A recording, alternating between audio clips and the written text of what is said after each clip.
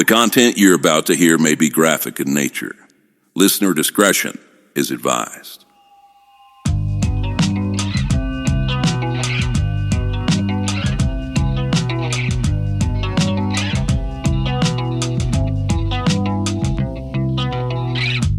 Oh, how I wonder what it's like to relax. See the sky down under. Hope my plans collapse. Oh, how I'm under the surface of my tears, falling down asunder the meaning of my years.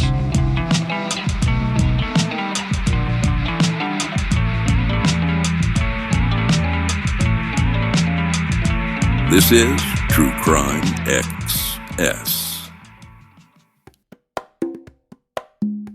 After the holidays, do you remember the Don't Drink and Drive campaigns for New Year's? Yeah, I think so. It stands out in my mind a little more for safe and sober prom or whatever, but it seems like maybe there were some New Year's campaigns. They run them. You're right. They do run the safe and sober prom stuff, but they run a big marketing push through this organization I did not know existed called the Traffic Safety Marketing. And if you go to their website, they're part of the National Highway Traffic Safety Administration, but it's called trafficsafetymarketing.gov. And they have all the old social media playbooks. They have it's categorized on there, but it's not where you can easily search it. And they're 30 pages long, but they're all drive sober campaigns. And they run them every year from mid-December through New Year's. And they spend a lot of money on these campaigns. And I find these campaigns interesting for several different reasons. One, you shouldn't drink and drive. So there's that. The second part is it is the time of year where I think more people drink than usual, just based on the statistics about depression and the holiday season. Do you think that the ad campaign makes any difference? I see. So that's part of the question that I'm asking today. And I don't know the answer to that. I've often wondered about programs like Mothers Against Drunk Driving, which for all intents and purposes has sort of a noble cause to it. And I've also wondered about DARE, drug abuse resistance education. There are things that, just in my opinion, that are beyond the control of these types of campaigns. Essentially, I think they probably affect a much smaller percentage of people than we realize. But I guess my thought on it is that I do sort of get the prom thing, because just in case you're a teenager who didn't think about it, right? Yeah. They've reinforced the if you're drinking, don't drive. But run-of-the-mill adults out drinking, not to drive. Right. Don't you? I would hope so, yeah. And so to me, I feel while I would never say that general public service announcement would be a waste, I'm just not sure that if you boiled it down to everybody who's out partying over the holidays and whether they get behind the wheel of their vehicle and drive over the limit of intoxication, I don't know how much those commercials and those ad campaigns come into play for that decision. Yeah, and we're getting to the point, which this is going to sound even crazier, and I know that as I say it, Uber and Lyft, and there's these drive safe hotlines that you can call, and those things make it where if you're remotely plotting your night out, you can ultimately get almost anywhere. I watched Judge Fleischer down in Texas, his little court cam thing. He has a lot of reels. Is he on social media? Yeah, he somebody has taken all of his court cam stuff and put it on social media under the Judge Fleischer Chronicles. And he's like a smaller district court judge down in Texas, and like he's always wearing a bow tie and his glasses and like a little outfit, and like his thing is $40 gets you anywhere in town, man. Like it'll pick you up, it'll take you, it'll drop you off. It's way better than having like all the expense of like what's going to happen to your insurance and losing your license and all of the things that happen to you if you're caught drinking and driving. Not to mention if you kill someone. Right. Which is the other thing that like makes me not go full bore against whether these campaigns make any difference or not. Because even if you save just one life, I guess it's probably worth it in terms of like the expenditures and like how those campaigns work. So since summertime this year, in the back of my mind, I've had this idea related kind of around the don't drink and drive campaigns, because I started seeing these things happening where police were being arrested for drinking and driving. So I was like, okay, I'll look into this and I'll pull a few things and I'll put some sources together and I'll see what the best sources are and see if I have enough for a story. And I think I ended up with like 18 stories.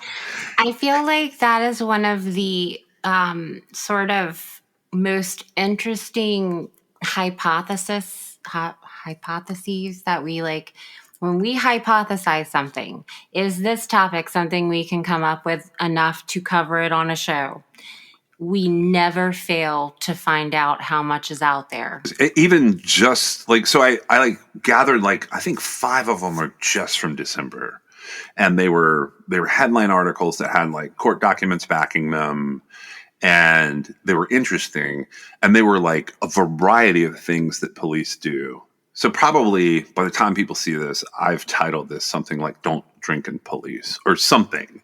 And I put these stories together, and they're from all over the place. They're not like, although I will say there was a disproportionate number of these type stories in Florida, which is a whole thing that like, and you'll see in the springtime, like some of the episodes that we've been recording are related to stories in Florida. Well, But hold on. But so how much of this do you think is a branch off of the Dirty Badges? well, Was it 2 separate ideas or? this maybe came around the same time we were looking at that, but I kept most of the Dirty Badge stories are much more serious incidents in my mind, but I don't know that that's going to be the case for like people reading these stories and listening to what we're saying about these, because some of these are pretty serious. Well, sure, but for the most part, an officer getting a DWI alone is usually not enough to make the Dirty Badge criteria. Now, it is enough to make it on the don't drink and police. Right. That's probably the difference in the two. Right, because it was so many we had to completely branch off. Yeah, like because it takes time to like see with those popping up. Like one of the keys to it is seeing how it ended. And like I don't like to like just pull something for a Dirty Badge story and cover it and then not really know the ending, because so many of police incidents of misconduct end with like, this is a personnel issue, can't tell you anything else about it, but the cop doesn't leave the job.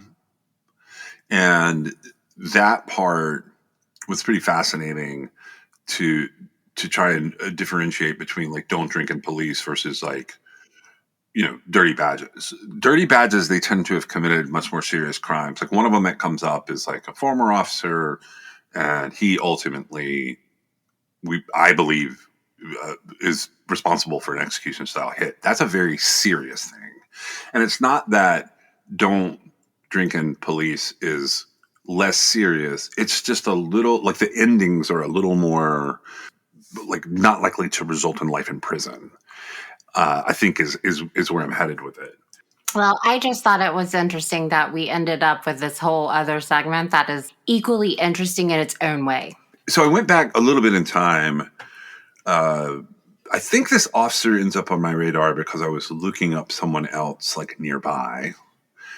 But WTOL 11, they published an article in September of this year. So this is out of Toledo, Ohio. And this is interesting because like they did some pretty good investigative work on this article, but ultimately it is credited just to 11 Investigates. So I don't know who is like working behind the scenes here that doesn't want to like have their name associated with what's happening, but I'm here for it. I did see they put a couple of names like on the pictures and on some of the segments, and that's Melissa Andrews and Brian Duggar. They published this out September 2nd, 2025. The article reads 11 Investigates fired Walbridge police officer previously resigned from Toledo after 3 separate incidents involving alcohol, according to records. And they update this throughout the day when we first put it up. But the subtitle says, Officer Michael Irvin is facing criminal charges after police and the mayor say he showed up to a call in Walbridge with a blood alcohol level of 0.168. And for those of you following along at home, that's twice the legal limit in most states of the United States. Correct. Yeah, it just happens that what this guy is doing is he's been drinking on the job. And like we talked about a prosecutor earlier in the year that gets in a lot of trouble for having been caught drinking related to one of the cases that we've been covering ongoing that may or may not go to trial.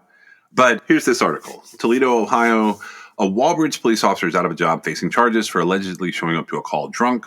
Walbridge Mayor Ed Kalenko told 11 Investigates that Officer Michael Irvin arrived at the scene on August 23rd, more than twice the legal limit to drive, with a BAC of 0.168. He said that the people who originally called for help then called back to report that Michael Irvin was intoxicated.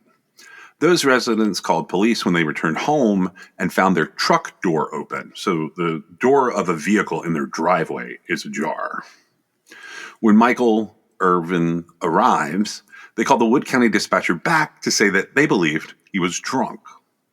So a Lake Township officer responds and then called the Walbridge police chief to report he believed that Michael Irvin may have been drinking.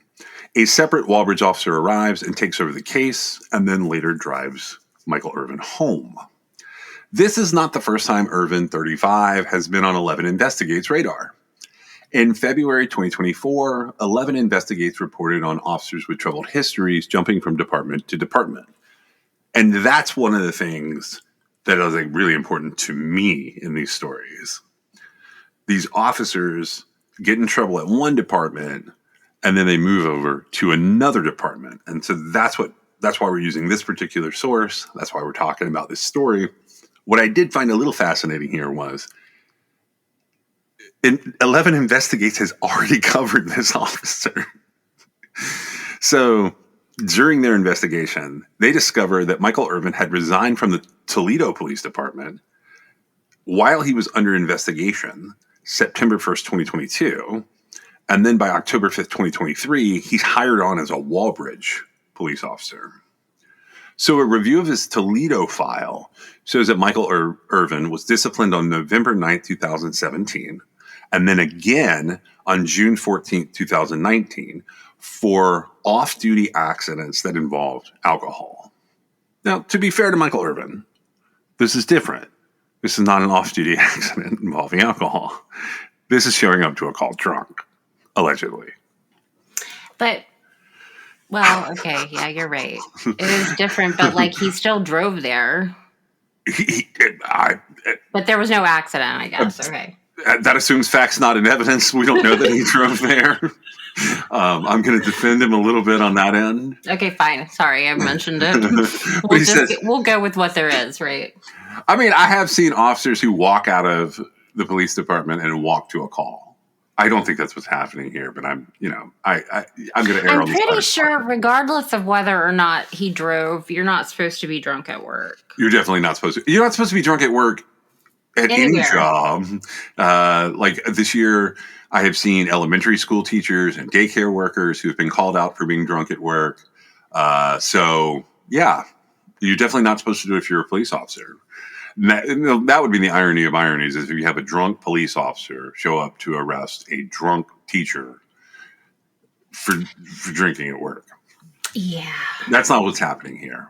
But they do say that in the Toledo police file, on October 1st, 2021, he was involved in an accident at Telegraph Road and Temperance Road in Erie Township, in which his truck was struck by a train. I'll let that sink in for a second. So this is Michael Urban, the guy that shows up in 2025 drunk. His truck was struck by a train. A CSX employee told the local police that Michael Urban's truck drove through brush, went airborne, landed on the tracks in front of the train, and was then struck by the train. Wow. But does that mean okay, it was struck by the train. So does that mean he had to time it perfectly to get it in front of the train? I don't know. I don't know what this was, whether he realized he was going too fast to stop before the train hit a crossing and he pulled off to the side and was jumping over. I don't know what they're saying here. That's a lot. And that's in 2021. Still in the vehicle? Oh, yeah. So Michael Urban's in the vehicle. He suffers a head wound. He ends up being transported to the hospital. The blood draw that night indicated that his ethanol level, the alcohol in his blood, was around a 0.32. And then this article goes on to say, which would have likely been over the legal blood alcohol limit. Okay. A 0.32 would likely be over it? That's just what they're saying. That's 4 times it. If I'm understanding all the translations, it's at least that. Ooh, okay. So the officer, Michael Urban, he originally gets charged with having a BAC of 0.17 or more. And they just kind of cut it there. He's basically charged with having too much to drink, probably at least double the limit, 0.17 or more. And I think that's because it's capped with an aggravating factor. So the Monroe County prosecutor up there, they pursue this case until November 1st, 2022. And according to the prosecuting attorney there now, the case is dismissed without prejudice in November 2022. So basically a year and a month later. At the time of the incident, this prosecuting attorney that's talking to 11 Investigates, his name is Jeffrey Yorkie. He was not in office. He says he has no involvement with the case, but looking through the notes, he said it appears that whoever from CSX was the witness to the insanity that was happening with the truck being on the tracks and having been driven through the brush was not cooperative with the investigation. And there may have been some issues trying to track down the lab employee who analyzed this blood sample. So it also appears that after this happened, there was no usual follow-up for investigation by the law enforcement who was involved with this case. And Yorkie says it's problematic for me. I don't like the fact that they didn't follow through. I've seen this a lot where when an officer is involved, they kind of lowball it and let it roll out through the court system with whatever they've got.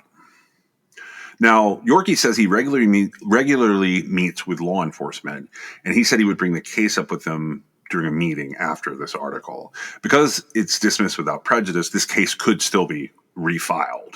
But it won't be. Right. Or as of now, I have not found evidence of what's happening with this guy because there's so much going on in his current situation. I'm sure by the time we release this, there will be something that's come out about him. Now, there's in this file they have that they've pulled together. This is the personnel file they've requested from Toledo.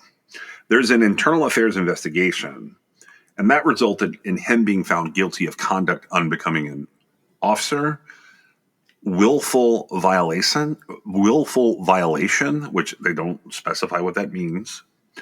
And they say he was found to be practicing habitual drunkenness. Okay, so is that the medical diagnosis, or that's the internal affairs verbiage? Okay. They probably don't have another way to write it up. They're trying to be polite about it and sound kind of clinical. He's habitually drunk. He makes a habit of drinking, obviously. So it says in the file there was an appeal hearing that was going to be scheduled before the police chief at the time for Toledo, a guy named George Crawl. That was going to be August 30th, 2022. But Michael Irvin submitted his resignation the following day. So they obtained more files through 11 Investigates, and they came up with 155 pages, including interviews with Michael Irvin about the train incident. Okay, so then, according to Lake Township police reports, multiple officers were called on August 23rd to a report of suspected intoxication involving Irvin. So this is the thing we're talking about. The officers come in and they write that Michael Irvin's speech was slurred, his gait was unsteady, and his eyes appeared dilated. Several officers noted, plus I think there's a medic report in here, or maybe two, that he smelled like alcohol. Medics said that his vital signs were normal, but they confirmed the odor of alcohol. And the reports state that this incident was captured on body camera. And there is body cam footage out there that you can watch. I will try to remember to put that in the show notes for people. So in these body cam recordings on the August 23rd call, Irvin said he had a leg injury when officers said they observed him staggering when walking. So he ends up with charges in this appearance. He gets an initial court appearance in Perrysburg Municipal Court up in Ohio. He's charged with 5 misdemeanor counts. He gets assigned an attorney. He gets his next court appearance is going to be later in September. So after this incident, he's essentially fired. He is charged with criminal disorderly conduct, obstructing official business, having a weapon while intoxicated, and operating a vehicle while intoxicated. So obviously the police chief puts out a statement. He says it's embarrassing. It puts a black eye on our department. We're thankful that no one got hurt and thankful to the residents who called in on this. We are taking this seriously. We terminated the officer right away. We value public trust and people are upset, and rightfully so. They hold police officers to a higher standard, which they should. Now, 11 Investigates makes a note. They were unable to reach Michael Irvin for this article. According to police chief, he said he was not aware of any issues that Irvin had while he was with Toledo Police Department. He said he had confidence in the background check that was conducted by the Walbridge police personnel at the time. He said, I trusted the due diligence put into the background check by Chief Ken Campbell and Sergeant Tom Roberts at the time. I had no reason to not support their request to hire Michael Irvin. I was unaware of the issues that were mentioned. As mayor, I have to trust the department heads in their respective positions and recommendations. This incident gives me pause, and we will reevaluate our hiring processes. He later provided an additional comment by email. I inquired further about the items mentioned. It is my understanding the accident took place in another state, in Michigan. It was dismissed, and his background check from Toledo did not mention habitual drunkenness. That's what I was told. During 11 investigation in February 2024, they found multiple cases where a new department did not know about a previous issue because of unions working to seal previous records. In one case, Delta had hired Robert Austin as its new police chief while not knowing he had resigned from Sylvania Township under investigation. Now, what 11 Investigates found out about Robert Austin, who's supposed to be the new police chief, was he was married to 2 women at the same time and is currently facing 2 felony counts, including illegally obtaining insurance benefits for the woman he married illegally. So I feel like we kind of diverted on that path, huh? yeah, so Robert Austin, he's somebody that you can go down a rabbit hole about. Michael Irvin, obviously there's still more to him. Walbridge Mayor Ed Kolenko has commented on him several different times in public. It's fascinating to me that this is not bigger news than it is. But then at the same time, there's probably forces working here to keep this kind of low key. Because it's a series that's terrible. Right? Yeah, I guess. I think it's terrible. Showing up to a call drunk is... No, it's unacceptable to me. I'm just saying, as far as when everybody has something to hold against them, I guess they're prioritizing what's worse. Yeah, I guess that's probably true. And then when it comes out, I had no idea somebody else was supposed to do that. I trusted what they did. Yeah. So moving on from Michael Irvin to the next Don't Drink and Police segment. I thought this was going to be a drunk guy, and it turned out not to be. This is out of Florida, Flagler County, Florida. It says a detective with the Flagler County Sheriff's Office was arrested on Thursday after Ormond Beach police said he was actively trying to flee from officials. So this is originally from Camille Sarabia out of Fox 35 Orlando. It gets pushed over to Fox 13 Tampa Bay. And they have a detective there named Ardit Coma. And there's body camera footage of this guy. He is ultimately suspended without pay and has no current law enforcement authority as of the writing of this article. And I think it's still true as of the publishing of this episode. So Detective Ardit Coma is 28. He was arrested Thursday morning, December the 4th, for a traffic violation, which the sheriff's office defined as fleeing or attempting to flee or elude a law enforcement officer. So Coma was arrested in Ormond Beach by Ormond Beach police. He was driving 88 miles per hour on North U.S. Highway 1 in Volusia County, according to an arrest affidavit they have. An officer initiated a traffic stop behind Coma at an intersection and activated his lights and siren. Coma continued north, failing to yield, and then accelerated around traffic. It was apparent the vehicle was actively attempting to flee. He was traveling at least 90 miles per hour at times, and he avoided the department's stop sticks as he passed another Ormond Beach officer. When officers conduct a felony stop on Coma, they observed what he was wearing, indicating he was law enforcement. Coma asked the officers what was going on, which they told him he was under arrest for fleeing and eluding. And Detective Coma said that he didn't know an officer was behind him trying to pull him over. I'm just going to go out on a limb here and say, now, Detective Coma is apparently sober, so I apologize for putting him in Don't Drink and Police.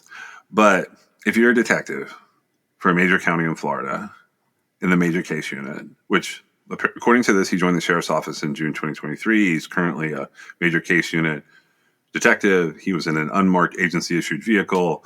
He was on his way into work when the incident occurred. He ends up suspended without pay.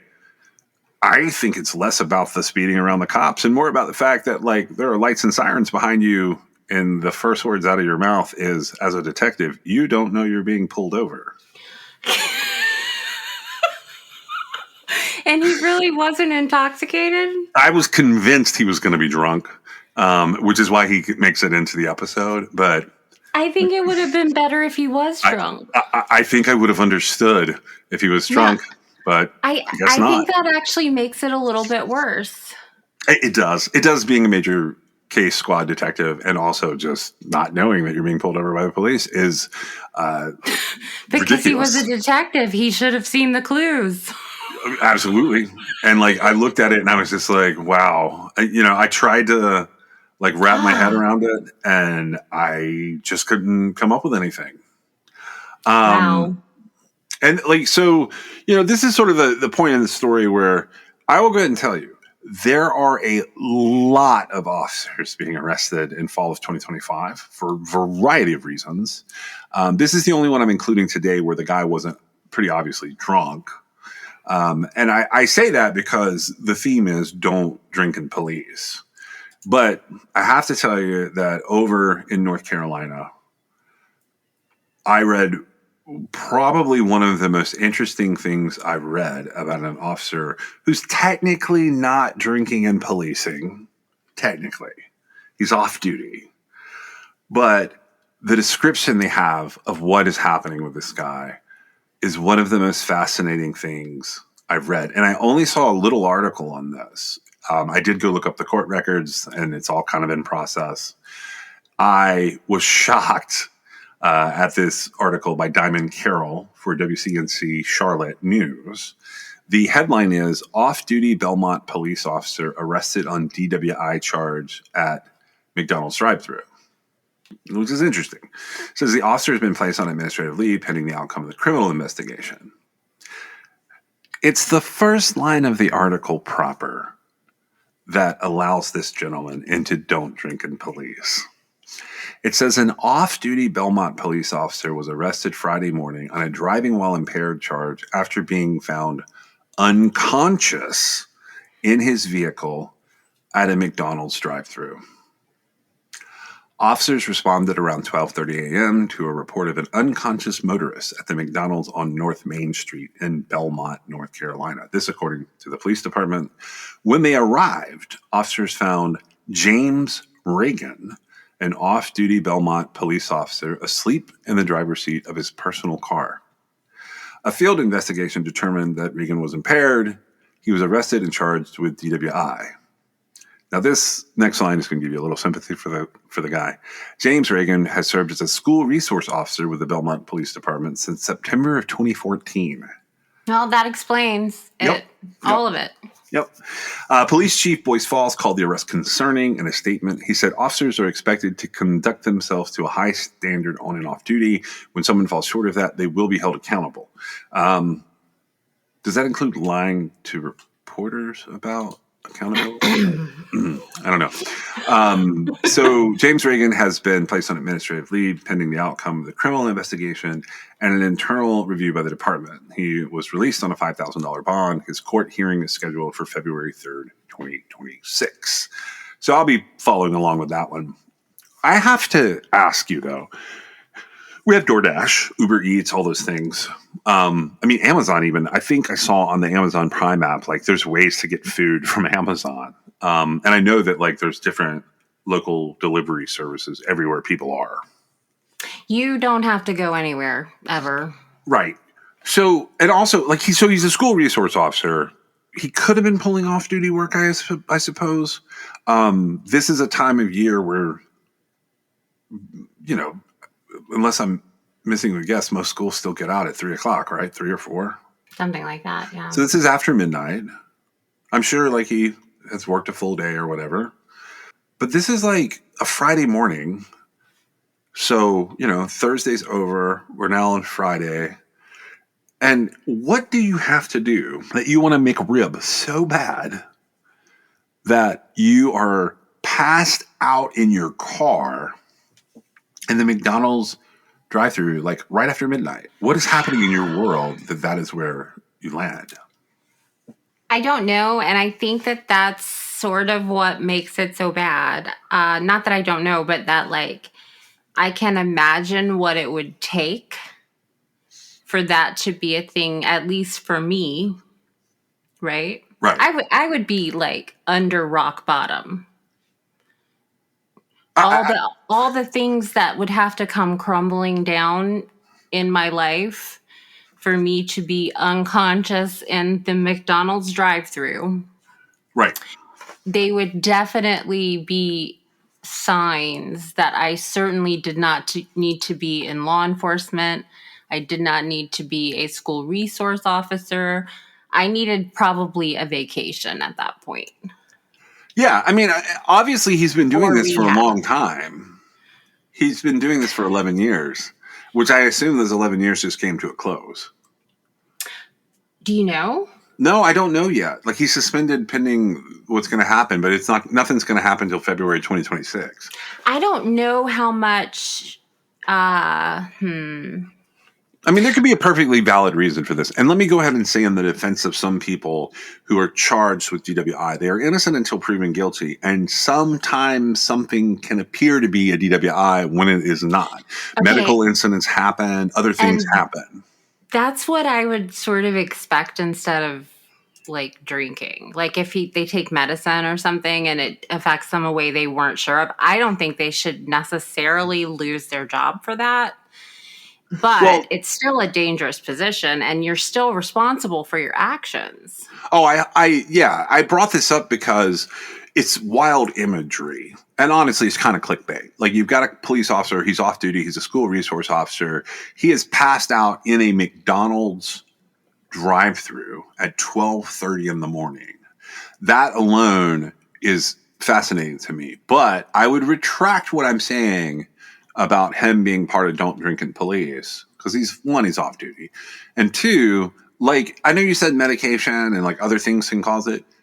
Things that your body does, like including blood sugar and insulin production, can put you in a position where like if this guy came back and said, "Look, I was just trying to get something with some sugar in it because I was about to have like a crash, like a sugar crash." I still have questions about how you like choose McDonald's and that's the place that you end up passed out in, your car. But ultimately, I would have a lot of sympathy for someone going through a medical emergency who happens to end up in a high profile situation because of their job. Because, in my opinion, that is something beyond his control. It is. And if it were to be something like that, yeah, I would say that we would need to. No, that's why I'm saying it now. Yeah. Like, because I haven't seen, like, I did pull the court documents, and they're not. Well, there was at least probable cause for him Correct. to be charged with it. So Correct. And he's been suspended without pay, with pay, I think. He's been suspended pending the investigation. So that's a thing, like that, investigations do have to occur. He just has the unlucky circumstance of being an interesting headline in the middle of a series of interesting headlines that I wanted to talk about because it's the time of year where like some awareness related to drinking and driving is kind of a big deal because we don't want people to be harmed. We don't want people to pass away. All of the things that you can imagine. We don't want the police of the world to show up to a call and be drunk. Right? no, and they shouldn't. I don't. Drinking and driving, being unconscious in the driver's seat, you just shouldn't be doing that, whether you're a cop or not. Especially if you are law enforcement, you shouldn't be doing that. Correct. For the record, he did get a breath alcohol test. It was just at 0.11. So that alone is like interesting to me. I did pull like his court How record. is that enough to make you unconscious, though? I don't know the answer to that. I will say that he has had criminal record checks pulled where he has had multiple infractions. And by infractions, I mean speeding tickets, other traffic charges that have all been disposed of as insufficient evidence. He had at least 2 charges related to having no insurance and having an expired registration, which is fascinating to me. They were all dismissed for various reasons. And a lot of those infractions are dismissed because you take the time and the care to like fix it. And it was not something that was like a normal problem for you. Like you didn't normally run around with no insurance. I did notice that on the warrant, they stated that like he unlawfully and willfully drove a vehicle into the McDonald's parking lot while subject to an impairing substance. And they left the name of the defendant's employer blank. Really? As a courtesy, I suppose. No, that's not courteous. That irritates me. Well, I'm just letting you know. And something that I find really interesting is a lot of people, I don't think they realize the public record nature of law enforcement, right? Right. Yeah.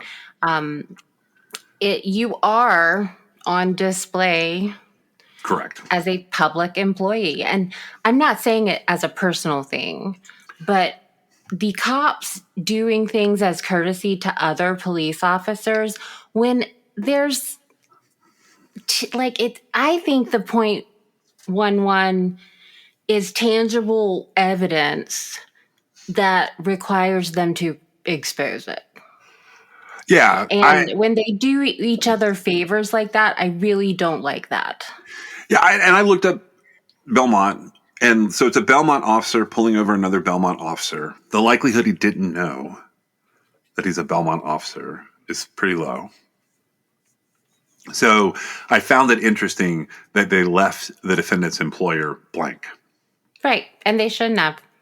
And I feel like that is a problem. It is. In and of itself. It is. Because it's a form of corruption. It's covering for another officer. And while you might think you're doing them some good, you're not.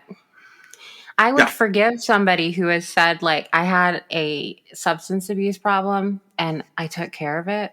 I shouldn't have been doing that. But to hide it, that doesn't help anybody. No, it does not. So I don't have anything else about this guy. I have a couple more that are really don't drink in police stories. The next one's out of NBC News 10. I actually pulled the WBIR version of it. This was written by their staff and put out on The Wire. It is a little more like kind of what I was thinking. It says, according to GPD, which in this instance is Gatlinburg Police Department, it says Mississippi sergeant arrested for drunk driving with moonshine pickles and gun in city-owned car. And I don't know how you beat that headline. I thought the McDonald's headline was going to be the one, but this isn't even the best one. This is just the next one. Here's the byline on this. It says, in Gatlinburg, Tennessee, a Mississippi police sergeant was arrested after Gatlinburg police said he drove drunk with his emergency lights flashing, a gun in his console, and an open container of alcohol, including moonshine pickles. Now, I have never had moonshine pickles. I can only imagine they're delicious, but maybe not the best road snack.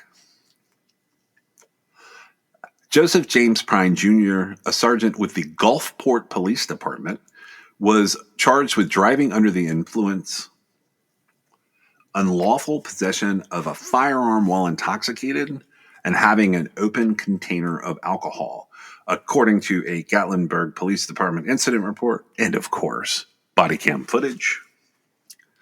Around 9 p.m. on December the 2nd, Prine was driving a black Ford Explorer with a passenger using blue emergency lights and a siren. Police said that Prine was passing cars that were yielding to him, briefly drove on the wrong side of the road, switched off his lights as he passed a Gatlinburg officer, prompting officers to pull him over. The car was poorly parked, and its Mississippi license plate had no registration on file. Officers said the vehicle smelled of alcohol, Prine's speech was slurred, and 2 open beer cans were inside the vehicle. When asked, Prine admitted to drinking, telling the officers first that he had had 2 Michelob Ultras at Jason Aldean's bar. Later, he said maybe it was 3 or 4. He said he and his passenger had turned on the emergency lights because they were just hitting all the lights. Body camera footage shows the officer questioning why open alcohol was in an agency-owned vehicle. At one point, the officer notes the beer cans felt cold, while Prine argued they were from the previous day and still just cold because of the weather. Prine told officers the Explorer belonged to the City of Gulfport Police Department. The VIN traced back to a 2015 Ford Explorer, but no owner or agency was listed. When Prine stepped out of the car, he told officers there was a gun in the center console and a knife in his pocket. Officers found the firearm during a search, along with an open Michelob Ultra. So maybe he's not completely lying about having 3 or 4. And an open jar of moonshine pickles. Body cam video later shows an officer removing the jar, noting the seal has been broken. Body cam footage also shows Prine's passenger being detained. At first, officers handcuffed him on a citation for disturbing the peace. Officers told the man he was ultimately taken to jail for his own safety after he also admitted he would be unable to drive. After failing some/all parts of a field sobriety test, Prine was arrested. Prine was asked if he'd consent to a breathalyzer, to which he said no. However, a Gatlinburg officer told Prine about Tennessee's implied consent law, which means that if a breathalyzer is refused, the driver's license gets suspended for a year and they face an additional charge. Prine later allowed a blood sample and was taken to the county jail. Gulfport Police Chief Adam Cooper said that Prine was on personal leave as his department conducted an internal investigation after the incident. The full statement reads, on the evening of December 2nd, 2025, the Gatlinburg, Tennessee Police Department conducted a traffic stop of an unmarked city-owned vehicle being operated by Joseph Prine, who was a Gulfport police officer attending out-of-state training. but who was off duty at the time. Gatlinburg police initiated a sobriety investigation and subsequently charged Prine with the misdemeanor offenses of driving while under the influence, possession of an open container, and having a firearm in the vehicle while intoxicated. At this time, Prine's on personal leave, and the Gulfport Police Department is conducting an internal investigation. And I can't wait to hear what the outcome of that investigation is going to be. Also, like, sending people in state cars to training and not having a rule that you do not drink in the state cars is ridiculous. Why would you need that rule? Because people need to know you don't do that. You're not even like this. But shouldn't they know you don't do that? As someone who drives a state car, you're not even allowed to go through the drive-thru at McDonald's and pass out. Okay, well, but that's like common sense. Like our boss is constantly telling us, you do not take these cars through drive-thrus. They go from here to here. So many times, like even if you're out of town, you have so many rules that you sign up. Like we sign a form. Like, so we give them our license. They check our insurance. They do a driving background on us. And like, we have to sign a form stating that like, we understand what it means to drive this car and what insurance will do if we break these rules. And like the first step is you're no longer allowed to drive those cars. No, I hear you. I'm just saying I can see why it might have been overlooked, because they might have thought, why on earth would we have to put these very You mean from obvious. The perspective like this would be obvious. Exactly. That's what I'm saying. Like I can see where they thought it would be redundant to make rules of common sense. Yeah. You would think that. And all this talk about higher standards, at least he didn't say that in this quote here. I mean, because clearly we've let this guy wander out of state with an unmarked and basically unregistered state vehicle. Indeed. I mean, whatever's happening here, they have some stuff to clean up in their department down in Gulfport. Kudos on Gatlinburg for just bringing him on in instead of letting him flash a badge and, wiggle his emergency lights and letting him off. Riding around with the lights and sirens on. So technically, is this drinking and policing? Yes, because when you're out at training, you're getting paid, so you should behave yourself. Even if you go to Jason Aldean's bar in Gatlinburg and drink a lot. Right. But see, I think that one of the things that it might be a little bit smothering to someone in the position of being a law enforcement officer is you're actually supposed to behave all the time. Yeah. Even if you're not at work, you still can't do illegal things. Right. You can't have your moonshine pickles. Right. And also, where is it that you stop to get these moonshine pickles? I'm asking made them from the perspective of science. I think that in the event you can't give up your moonshine pickles, that you might want to consider a different career. That's all. Yeah, I think that this is a lot. I mean, I look at different things and kind of go, all right, they probably shouldn't let him out of town in a state vehicle. They definitely should not let him out of town in a way that he's taking a vehicle and then drinking in the vehicle. And also to get through traffic, he decides, well, I'm going to just run along here and turn my lights and sirens on to get around it.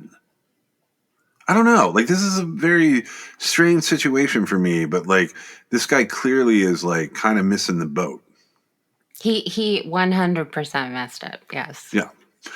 So I don't have a lot more on this guy, on Mr. Prine here. Sergeant Prine, former Sergeant Prine, potentially future former Sergeant Prine. I don't know what you call him at this point. He's under investigation by the Gulfport, Mississippi police, who are apparently investigating a drunk driving incident by one of their own officers in Gatlinburg, Tennessee, many miles away. Yep.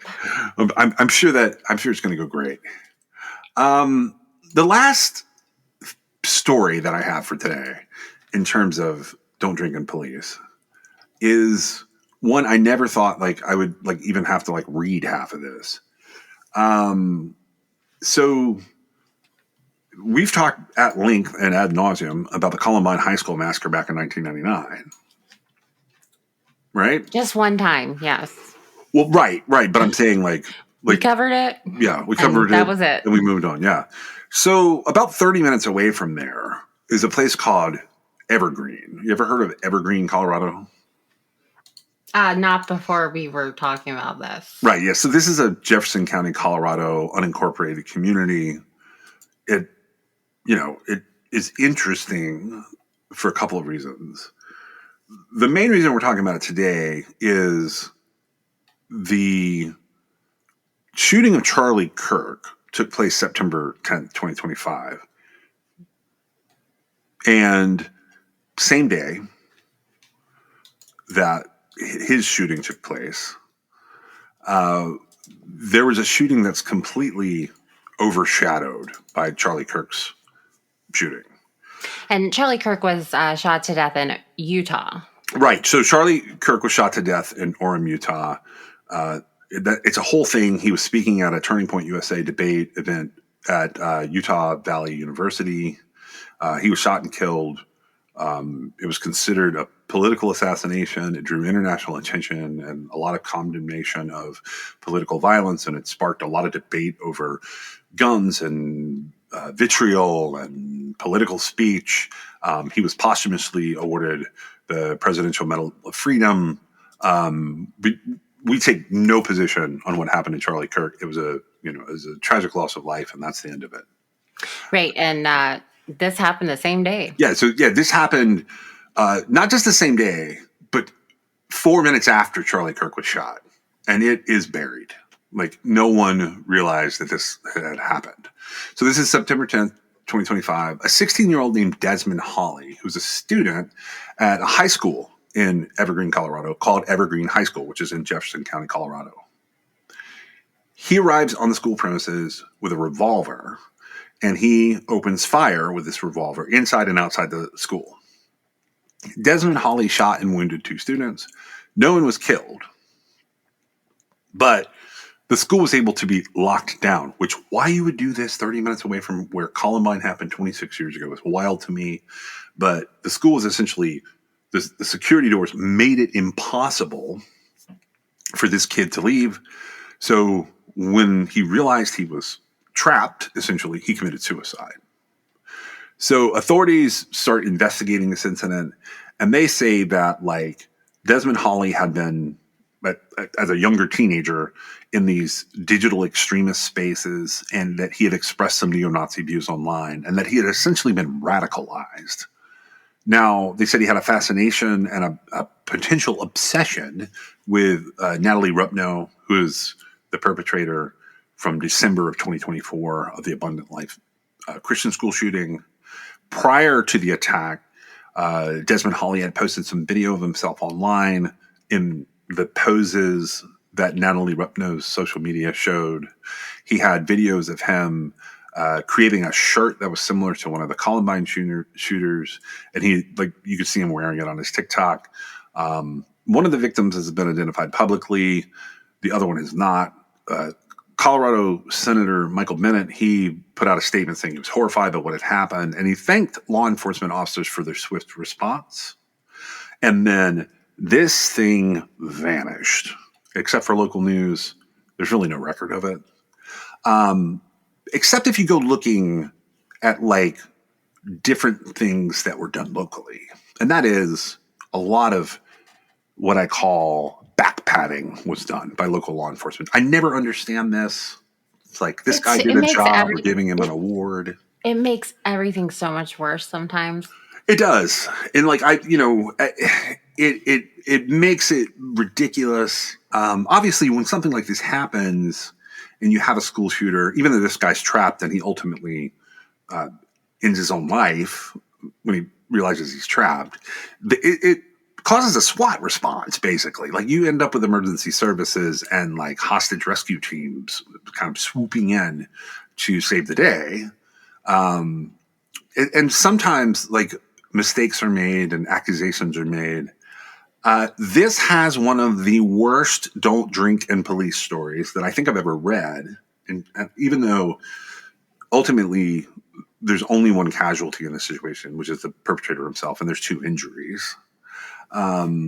We swap over and look at ABC Denver. They cover this story. They specifically Oscar Contreras writes an article, and I don't know which version I pulled, but sometime between the evening news on December 4th, 2025, and like the 5 o'clock news on December 5th, 2025, there were several videos posted. There were some court documents posted, and I grabbed like kind of all of it. So I don't know specifically which article we're reading from. It appears to be like the later version when he kind of like cleans it up a little bit. But this article says Jefferson County SWAT sergeant was drunk during Evergreen High School shooting response, according to documents. And then it says Sergeant Anthony Hamilton was placed on administrative leave pending an international investigation, which I think they meant to say internal. Internal, yeah. But they did say international, which is one of the things that didn't get cleaned up when they chat GPT'd this article. He later resigned to avoid being fired. These are according to documents obtained by Denver 7 here. A Jefferson County SWAT sergeant admitted to drinking the better part of a 12-pack of beer hours before responding to the shooting at Evergreen High School. Going back to that, just to throw this out, this is during school hours, okay? This is the middle of the day.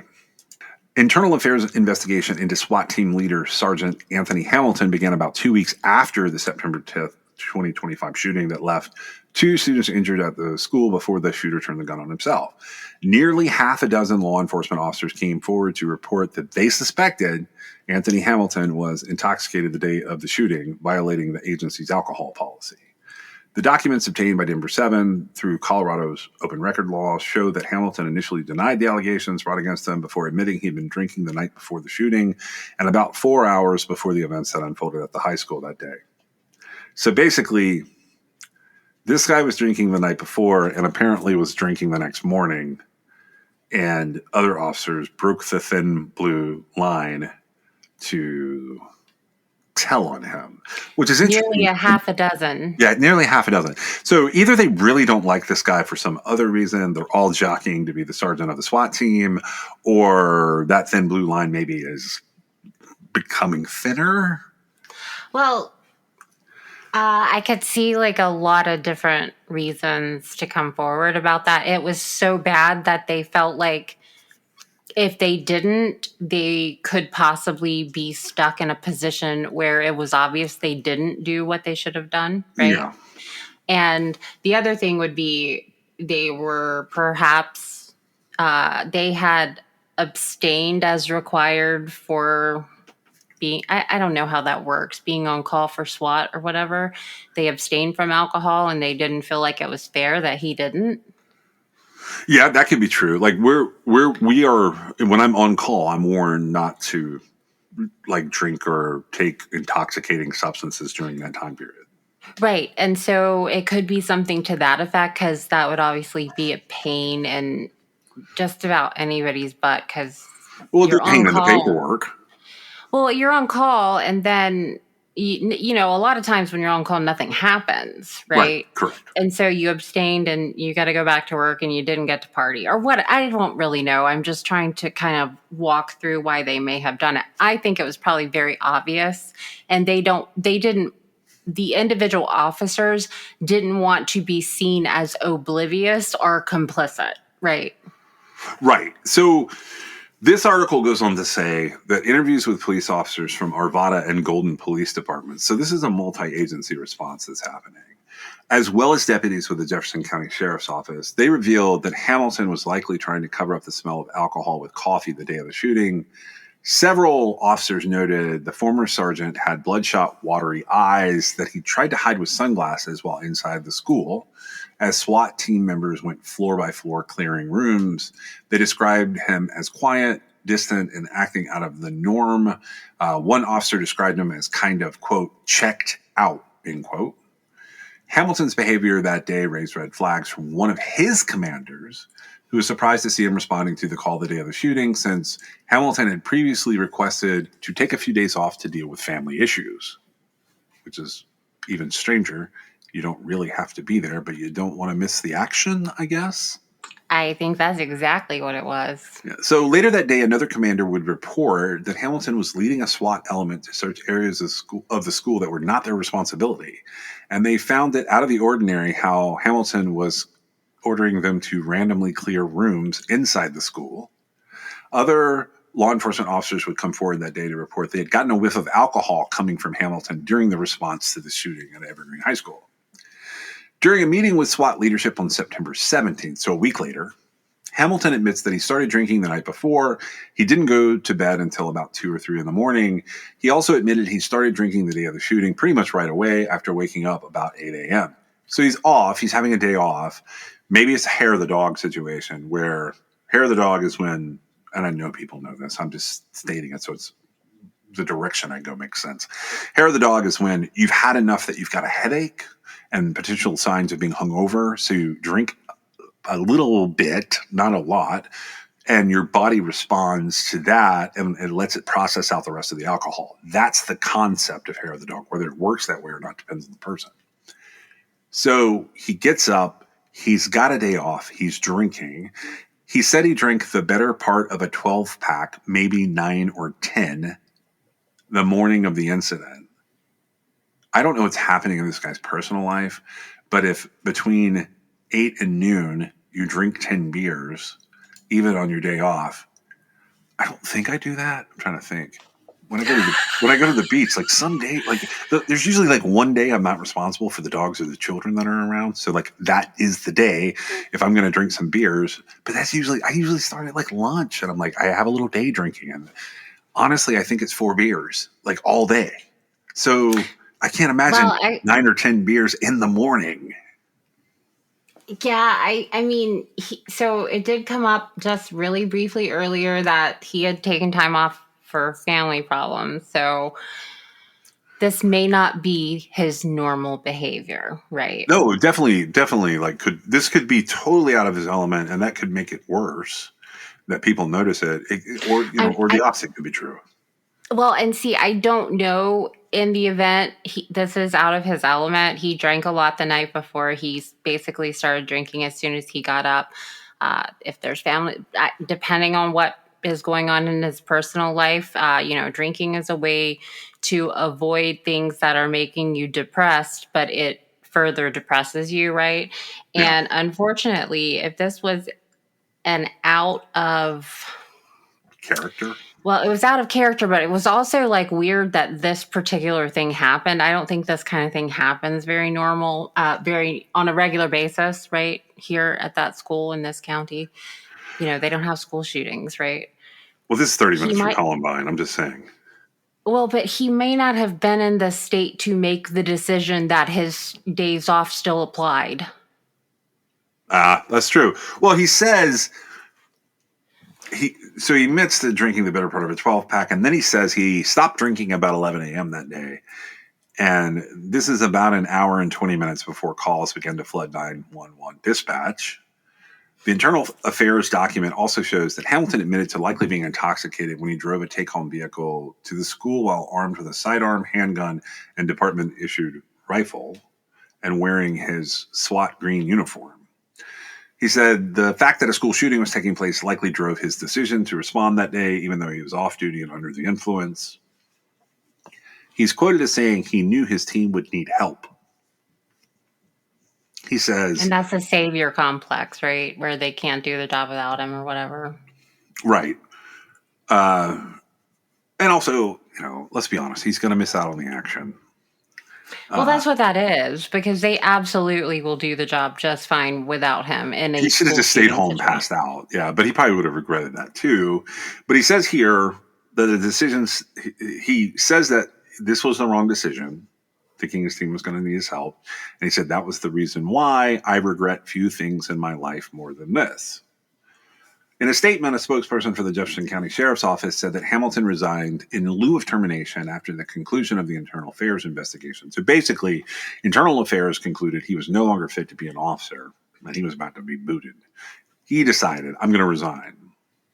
They probably gave him this choice as a courtesy. The Evergreen High School shooting was a tragic event for our community. We are proud of the professionalism and dedication shown by the deputies and partner agencies who responded that day. Their work helped bring a swift end to the threat.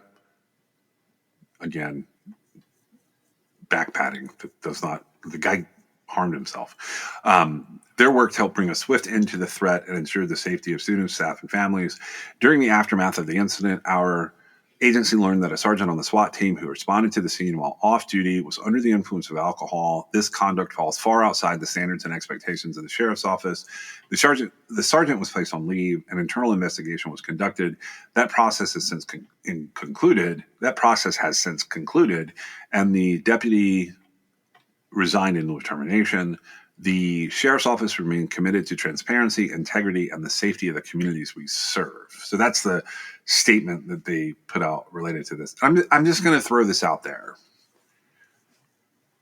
Show me a guy that brings a gun to a DWI arrest, meaning he's the arrestee, who is allowed to walk away from the scene rather than face the repercussions of his actions. And I will believe that something like this should be allowed to happen. But showing up armed to a high school during a school shooting response, intoxicated, in a agency vehicle with a rifle and a handgun, in my mind, this is a huge element of hypocrisy here. Not to mention, he was leading his team who were, I guess, aware that he was intoxicated. Did he get in his vehicle and drive back off? I'm sure he did. There's a lot of stuff there that is, but I do like that he said, I regret few things more than my decision to do what I did, right? I like that he said that, but that's also exactly what you should say. So I'd like to think that the better course of action would have been if he had known this was going to happen, which is impossible. He wouldn't have been drinking in order so he could respond, right? Well, the better course of action here is trust in the fact that there's a lot of other employees in your department that do similar jobs to what you do, and they do not need you there drunk. No, yeah, exactly. And that is, it's a really unfortunate situation. And, the school shooter committed suicide after injuring 2 people, I believe. Correct. And then it ended, right? Yeah. And we don't know anything about any of it because none of it was covered because of Charlie Kirk's assassination, right? Because he was killed, it was the news. This was very far on the back. I don't even know that it got any coverage at all. It did not really. It got some local, I would say regional coverage. Right. And so it can be a lesson for everybody, all the law enforcement officers. I don't want to pass judgment too harshly on somebody who's having personal problems and drinking on their day off. But I would say, just from a friendly perspective, it's never good to be drinking that much that early. Yeah, it's not. I have read some other stuff about Anthony Hamilton over the years. His name has popped up in other documents. Pretty benign stuff. He is in some ACLU documents, which typically it's not great if you show up in there. Largely, he showed up as defendant in a lawsuit related to the riots in Colorado. He was accused of pretty open and overt racism, along with a handful of other officers. There's a lot going on there that potentially could, one way or another, have affected his career. That is, I believe, still ongoing to some degree. Some of it was dismissed, but I believe he's still a part of it. He's certainly listed among the parties as being one of the problematic people in that particular lawsuit. So I'm sure that carries over to how he views the world maybe a little bit. It's possible. I mean, I feel like this particular situation, just to be clear, no law enforcement officer should ever be acting officially, no matter what the problem is, Right. school shooting or not, intoxicated. It just shouldn't happen. Yeah, I don't have anything else on this. I just hope that if you're listening to this at probably New Year's Eve, then maybe don't drink and police tonight. And if you're not having to police, you do what you want. Maybe don't drink and drive, though. Right, and like Uber and Lyft and whatever else is out there, they will get you anywhere you need to go. Yep. Special consideration was given to True Crime Excess by LabrottieCreations.com. If you have a moment in your favorite app, please go on and give us a review or a 5-star rating. It helps us get noticed in the crowd. This is True Crime XS. You fall like the stars. I break things like guitars. Thick skin, no scars. We're in trouble, we took it too far. I don't want to go, but it's 'cause I'll disappoint ya. It's all I've ever dreamed of, something I cannot let go of. I hate the competition, this culture's like a gym, and I lost the motivation to get fit in your expectations. True Crime Excess is brought to you by John and Meg. It's written, produced, edited, and posted by John and Meg.